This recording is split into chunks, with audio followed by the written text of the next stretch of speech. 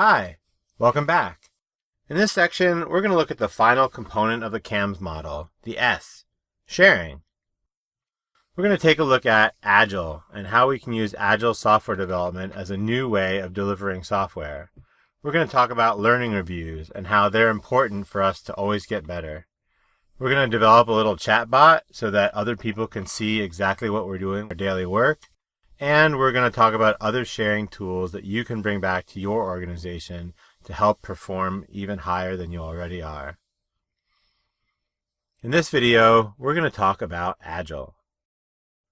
We'll take a look at what is Agile. What do we mean when we say that? We'll talk about waterfall, the way that we used to develop software.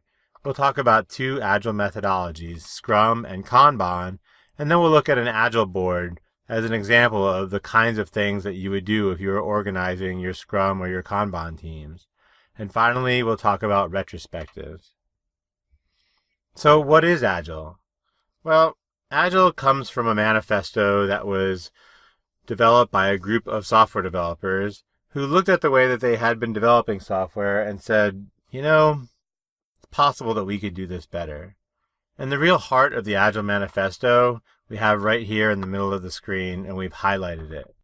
So there's a couple of components here that we should talk about. One is individuals and interactions over processes and tools. This is collaboration, right? It's much more important that we work with the people that we develop our software with. We understand the things that are important to them. We understand the needs that they have when they're developing software. And we rely on those things in order to be able to develop our software. We don't rely on lots of process and all kinds of tools because we already talked about that tools are not that important. Working software over comprehensive documentation. We need to have working software because we want to be able to get feedback, the second way of DevOps, right? Having comprehensive documentation about something that doesn't even exist yet, what's the point of that? If we don't have working software, we don't have anything. So working software is more important. Customer collaboration over contract negotiation. The whole purpose of why we develop software, the whole purpose of why we come to work every day is to help our customers and to help our customers be successful, to make our customers successful. If we have a contract that says something and that thing is not as important to the customer as what we could be delivering, then we're doing the wrong thing. So working with our customers closely to make them successful is really important. And then responding to change over following a plan. It makes no sense to blindly follow a plan down the wrong path. This is why we call it Agile, right? The ability to respond to change. We know that things are going to change over time. There's going to be failures along the way. There's going to be different kinds of software tools that come out. There's going to be all kinds of different things that can happen.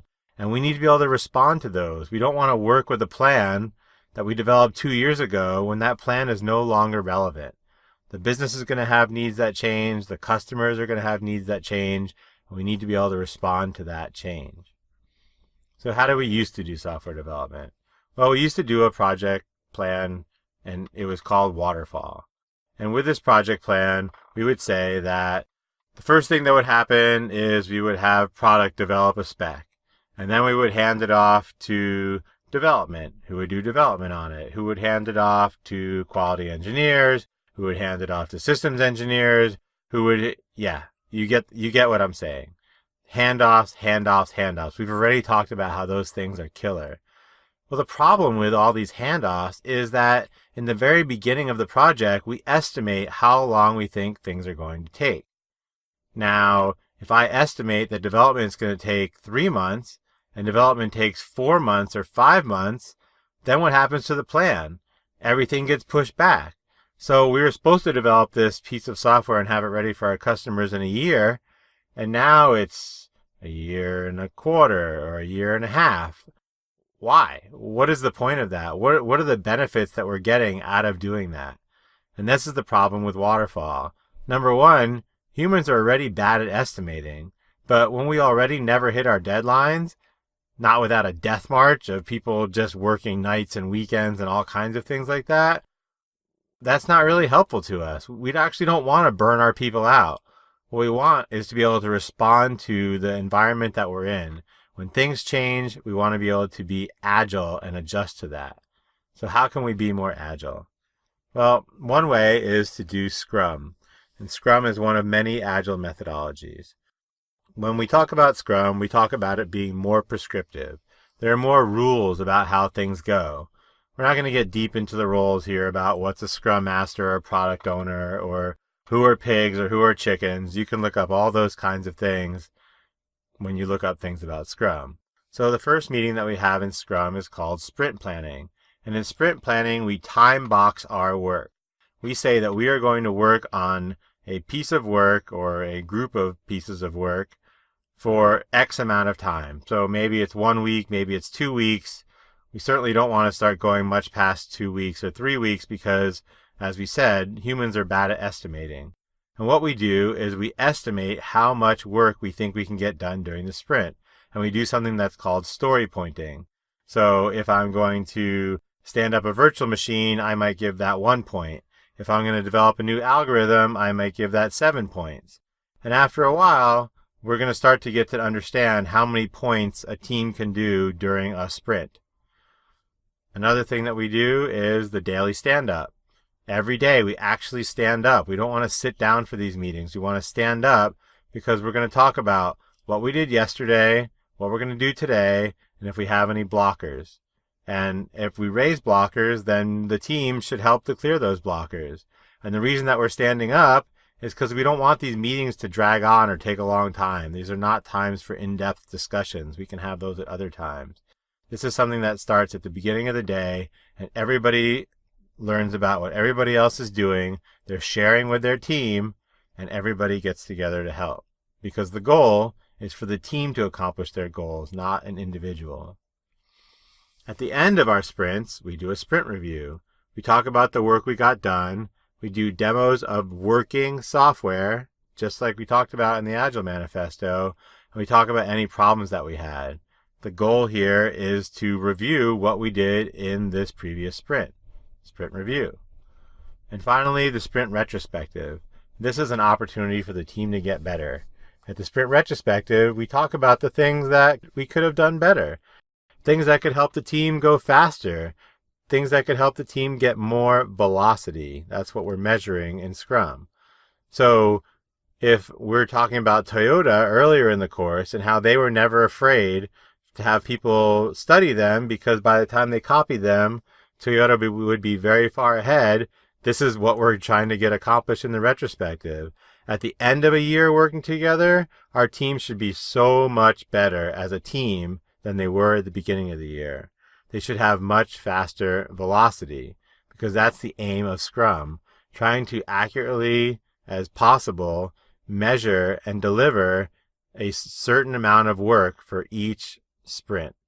And we're going to have a good idea because when the team is working together long enough, they'll start to get an understanding of exactly how much work they can deliver. Another methodology is called Kanban. Kanban is less prescriptive. The idea with Kanban is it's a 100% pull-based system. We have a backlog of the work that needs to get done, and as we finish work, we pull more work into the system. We're continually moving work through the system. That's the goal. And this comes from places like Lean and Toyota, where they do these kinds of things in manufacturing, where they're pulling work into the system. The best way to give an example of a Kanban system is this. I have a garden. And for people to go into the garden, they have to have a token. And I say I have 5 tokens. And every time somebody goes into the garden, they take a token until there are no more tokens left. And when there are no more tokens left, no one else can go into the garden. And when someone leaves the garden, they return a token, and the next person can pick up that token and go in. Because we can only have a certain amount of people in the garden at a time, in Kanban, we can only have a certain amount of work in progress at a time. And we have work in progress limits on how much work can actually be done. And the team, depending on how big they are and all kinds of different things, can decide what their work in progress limits are actually going to be. And the aim of Kanban is to measure cycle time. It's how long does it take from when work gets into the backlog before it gets into the done column on our Kanban board. And we're going to look at an example of a board in a second. This is a big difference from waterfall, where things have this cascading effect on downstream work. In Kanban, we don't pull work into the system until we're ready to work on it.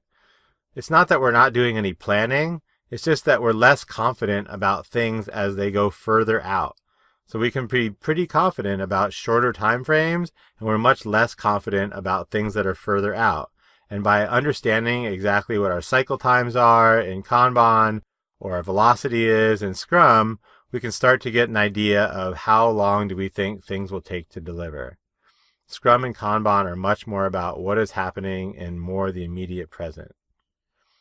So we talked about Kanban, we talked about Scrum. They have walls and boards and things like that. So we're going to look at an example of that.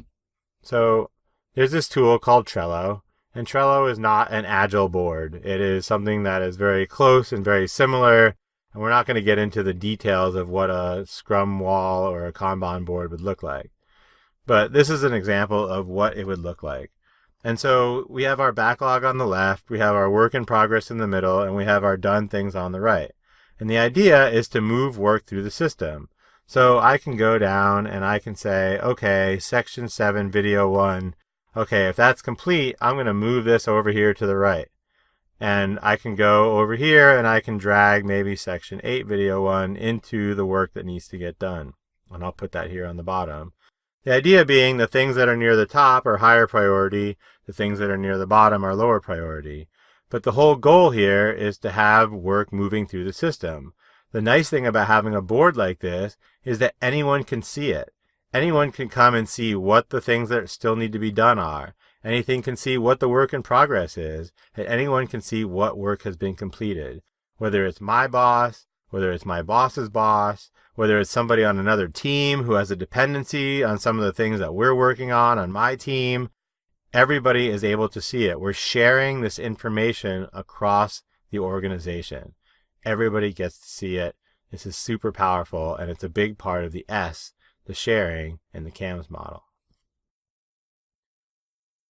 The last thing we're going to talk about is the retrospective.